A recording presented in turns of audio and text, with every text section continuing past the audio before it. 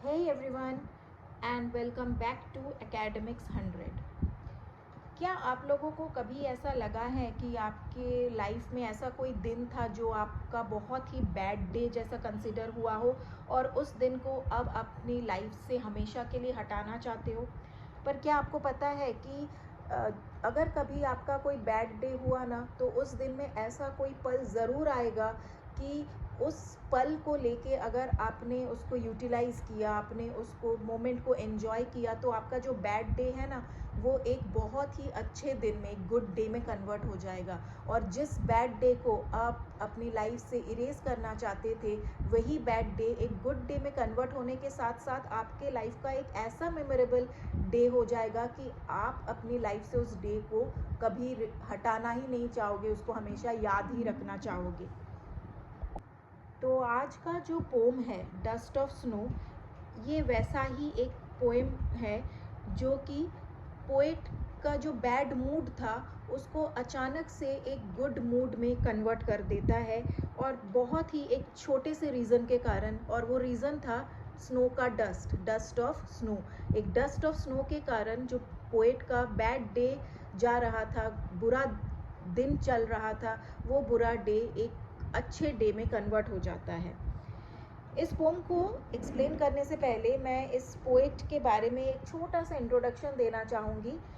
इस पोम का जो पोएट है उनका नाम है Robert Frost. Robert Frost America के एक बहुत बड़े पोएट हैं, और उनका जो काम था, उनके जो पोम्स वो अक्सर लिखते थे, वो ऐसा था उनका काम कि जो ऑर्डिनरी मोमेंट्स होते हैं उनको वो लाइफ के सबसे मेमोरेबल डे में कन्वर्ट करने में माना जाते थे। और उनका काम ही अक्सर यही था, जो उनके जो पोम्स थे वो ज़्यादातर ऐसा ही था कि जो नेचर से रिफ्लेक्ट किए हुए रहते थे, नेचर के बहुत करीब का रिटन वर्क्स होता था उनका। इवन जो डस्ट ऑफ स्नो है वो भी एक ऐसा ही एग्जाम्पल है, वो भी एक नेचर से ही अडॉप्ट किया गया पोम है।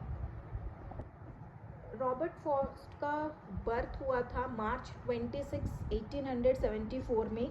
और जो वो पोम लिखते थे उनका लैंग्वेज बहुत सिंपल लैंग्वेज हुआ करता है, और उनकी जो मीनिंग होती है वो बहुत ही डीप मीनिंग रहती है। उनके कुछ फेमस वर्क्स हैं जैसे कि the road not taken, stopping by woods on a snowy evening, mending wall, end of course dust of snow. और एक और पोम है आपके इसी फर्स्ट फ्लाइट बुक में, फायर एंड आइस। तो let's explore this timeless piece. हम मिलके इस पोम का एक्सप्लेनेशन साथ में सुनते हैं। इस पोम की जो ओपनिंग लाइन है, the way a crow shook down on me the dust of snow from a hemlock tree. ये जो 4 लाइन है ना, ये बहुत ही मीनिंगफुल है, ध्यान से सुनिएगा।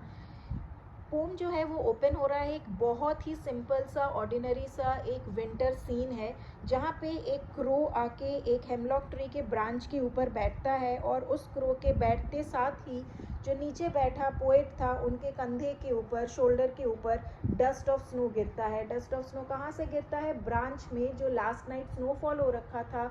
और जैसे ही क्रो आके उस हेमलॉक ट्री के ब्रांच के ऊपर बैठता है, उसके जर्क से वो डस्ट ऑफ स्नो नीचे आके पोएट के शोल्डर के ऊपर गिरता है। और यहाँ पे क्रो जो है उसको हम लोग ऑफन सिंबलाइज करते हैं बैड लक के साथ। Crow is a symbol of bad luck. और जो हेमलॉक ट्री है उसको एक पॉइजनस ट्री माना गया है, क्योंकि हेमलॉक ट्री में अक्सर सांप का रहना होता है, सांप अपना बिल वहीं पे बनाता है, तो इसीलिए उस हेमलॉक ट्री को पॉइजनस माना गया है।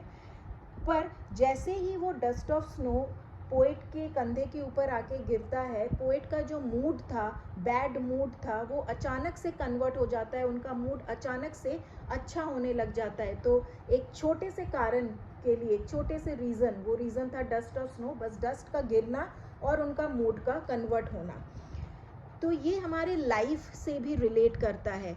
एक्चुअली जो पोइट है, यहाँ पे मैंने पहले ही कहा था कि उनके जो वर्क है वो उसका बहुत ही डीप मीनिंग रहता है, उनके पोएम का बहुत डीप मीनिंग रहता है। यहाँ पे भी एक बहुत ही डीप मीनिंग है, और जिसको हम अपने लाइफ के साथ भी रिलेट कर सकते हैं। जब हमारे साथ कोई ख़राब होता है, कुछ बैड होता है हमारे साथ, तो हमारे आसपास के जितने भी लोग होते हैं ना, वो हमें ज़्यादातर क्रिटिसाइज़ करते हैं या हमको रिग्रेट करवाते हैं कि तुमने ऐसा किया तो इसीलिए तुम्हारे साथ बैड हुआ। तुम अगर ऐसा करते तो तुम्हारे साथ अच्छा होता, पर हमको कोई ऐसा इंस्पायर नहीं करता है। हालांकि करते भी होंगे तो बहुत ही कम लोग होंगे जो हमको ऐसा इंस्पायर करके हमारा मूड कन्वर्ट करने का, हमारा मूड चेंज करने का कोशिश करता है, पर ज़्यादातर हम नेगेटिव एनर्जी के साथ ही घिरे रहते हैं। उसी तरह से जो पोएट है वो भी यहाँ पे नेगेटिव एनर्जी के साथ ही घिरा हुआ है। क्यों? क्योंकि क्रो जो है वो बैड लक का प्रतीक है और जो हेमलॉक ट्री है वो पॉइजनस है, मतलब दोनों ही नेगेटिव एनर्जी एक्वायर कर रहा है। तो पोएट उस नेगेटिव एनर्जी में घिरा हुआ था, पर बावजूद उसके एक छोटे से मोमेंट ने डस्ट के गिरने को पॉजिटिव लेके उनका जो मूड था वो चेंज हो गया। तो इसी तरह से अगर हमारे साथ भी कुछ बुरा होता है, हमको हमेशा एक पॉजिटिव एनर्जी ढूंढनी रहती है, और उस पॉजिटिव एनर्जी को अगर हमने ढूंढ लिया ना, तो हमारे लाइफ का जो बैड मोमेंट्स है वो ऑटोमेटिकली गुड हो जाएगा। तो हम रिग्रेट करने के बजाय हमको हमेशा एक पॉजिटिव एनर्जी ढूंढनी होती है, जिसके कारण हम अपने लाइफ के बैड मोमेंट्स को चेंज करके गुड मोमेंट्स में कन्वर्ट कर सकते हैं। Has given my heart a change of mood and saved some part of a day I had rued. ये सेकेंड स्टांजा है। यहाँ पे रॉबर्ट फ्रॉस्ट अपना जो इमोशनल इम्पैक्ट है, वो उदास थे, वो उसको रिवील करते, वो बताते हैं कि किस तरह से मैंने यही सोच के रिग्रेट कर के कि मेरा दिन खराब जा रहा है, ये सोच के मैंने अपने दिन का आधा हिस्सा ऑलरेडी स्पॉइल कर दिया है। बट वो थैंकफुल भी हो रहा है at the same time. He is also thankful to the crow कि उसके ब्रांच के ऊपर बैठने से जो स्नोफॉल उनके ऊपर हुआ है, जिसके कारण उनका जो मूड था वो चेंज हो गया है, उससे वो थैंकफुल है उस क्रो के प्रति। और वो कहते हैं कि उस क्रो के बैठने से मेरे लाइफ का जो बैड मोमेंट था, उस दिन का जो मेरा बैड मोमेंट था, वो गुड मोमेंट में कन्वर्ट हो गया, मेरा मूड चेंज हो गया। और मैं इसीलिए थैंकफुल हूँ कि मेरा जो आधा टाइम बचा हुआ है उस दिन का ख़त्म होने के लिए, उस दिन को ख़त्म होने के लिए जो आधा टाइम बचा हुआ है वो एटलीस्ट स्पॉइल नहीं हुआ, क्योंकि मैं यहीं बैठे बैठे रिग्रेट करता रह गया कि मेरा डे स्पॉइल हो रहा है, मेरा डे ख़राब जा रहा है। इससे मैंने अपने आधे डे को ख़राब कर दिया, पर थैंकफुल इस बात से हूँ कि मेरा बाकी बचा हुआ डे ख़राब नहीं हुआ। तो ये भी रिलेटेबल है हमारे लाइफ के साथ कि अगर कोई अनहोनी या अगर कोई बुरा हमारे साथ होता है, बावजूद इसके कि हम रिग्रेट करते करते हम अपनी आधी लाइफ ख़राब ना करके अगर हम वहीं पे कुछ पॉजिटिविटी ढूंढ के उसको अच्छा करने की कोशिश करते हैं, तो हमारा पूरा लाइफ ही सिक्योर हो जाएगा और हमारा लाइफ पूरा गुड में कन्वर्ट हो जाएगा। और वो एक पॉजिटिव एनर्जी के कारण जो हमारे साथ बुरा हो रहा था वो सब कुछ चेंज होके अच्छा होने लग जाएगा। इस पोम के थ्रू पोएट ने कुछ मैसेजेस देने चाहे हैं रीडर्स को।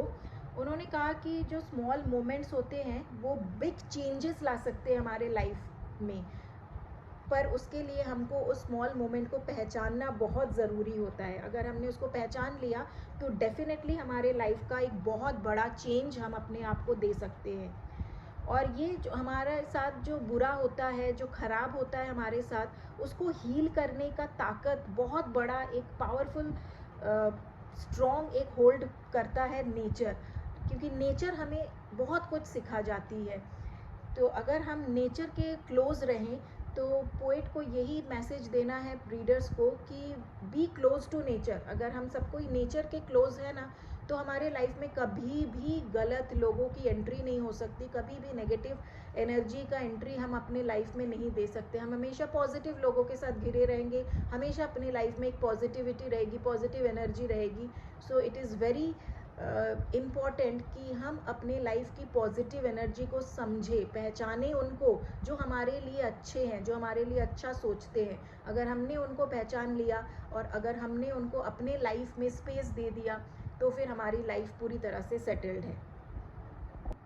तो याद रखिए, अगर नेक्स्ट टाइम आपको कभी ऐसा लगे कि आपका डे ख़राब जा रहा है या आपका टाइम ख़राब जा रहा है, तो बस डस्ट ऑफ स्नो को याद रखिए, मतलब एक छोटे से मोमेंट को याद रखिए कि एक छोटा सा पल आपके उस बिगड़े टाइम को, उस ख़राब टाइम को अच्छे टाइम में कन्वर्ट कर सकता है। मतलब हमें होपलेस नहीं होना है, हमें हमेशा होपफुल ही रहना है कि अगर कुछ बुरा हो रहा है तो डेफिनेटली हम उसको अच्छा करने की ताकत भी हम ही को लाना है, हम ही को उसको समझ के उस बैड टाइम को अच्छे टाइम में कन्वर्ट हम ही कर सकते हैं। अब इस पोम के एक्सप्लेनेशन के एंड के बाद अब इसमें जो पोएटिक डिवाइसेस यूज़ हुए हैं उसके बारे में आप लोगों को बता दूं। सबसे पहला जो पोएटिक डिवाइस यूज़ हुआ है यहाँ पे इमेजरी, जो वेरी फर्स्ट लाइन में लिखा हुआ था, the way a crow shook down on me the dust of snow. इससे एक बहुत ही विविड क्लियर पिक्चर तैयार होता है रीडर्स के माइंड में, और वो पिक्चर क्या है, snow falling from the tree से स्नोफॉल होने की एक इमेजरी क्रिएट कर रहा है। दूसरा है सिंबलिज्म, यहाँ पे क्रो को बैड लक से सिंबलाइज किया गया है और हेमलॉक ट्री को सॉरो सैड, क्योंकि उसको पॉइजनस ट्री कहा गया है इसीलिए वो भी एक नेगेटिव एनर्जी है जो कि सॉरो या सैड का प्रतीक है, सिंबलाइज करता है। तो ये दो पोएटिक डिवाइसेस, इमेजरी, सिंबलिज्म। उसके साथ साथ ये जो पोम है वो एंजैबमेंट भी है, एंजैबमेंट का यूज़ हुआ है। एंजैबमेंट यानी कि कोई भी पंक्चुएशन मार्क का यूज़ नहीं होना। आप देख सकते हो पूरे लाइंस में कोई भी पंक्चुएशन मार्क नहीं है, सिर्फ लास्ट में एक फुल स्टॉप है। तो इस तरह के लाइंस जो कहीं पे भी ब्रेक नहीं हो, कोई भी पंक्चुएशन मार्क नहीं हो, उस तरह के पोम्स को हम एंजैबमेंट का यूज़ कहा जा सकता है। तो यही थी इस पोम का एक्सप्लेनेशन। अगर आप लोगों को ये अच्छा लगा तो don't forget to like, subscribe and hit the bell icon for more poetic insights. Thank you.